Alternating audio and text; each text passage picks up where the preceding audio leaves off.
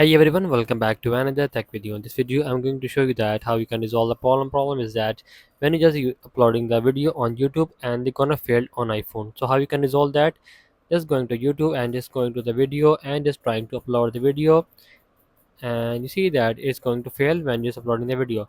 So how you can resolve that? Simply just follow the steps I'm going to tell that in this video to fix your issue. Just go to the settings of your iPhone and have to make sure that you have a strong Wi-Fi connection. Also make sure that VPN is not connected during that process. If you have a connected VPN, just disconnect it. After that, just disconnect VPN. Just going to the general section and just going to the software update and just update the latest iOS version in your iPhone via iPad. And after that, just going to the iPhone storage and just find the app of YouTube. Just tap on that and just tap on offload app. It's going to delete your app. Your app gonna uninstall and again reinstall the app from here. After that, just going back and just scroll it down and just find transfer reset iPhone. Just tap on that and just tap on a reset and just reset the network setting from here. After doing all these steps, your problem gonna solve, and just freely you just going to the YouTube and just upload your video.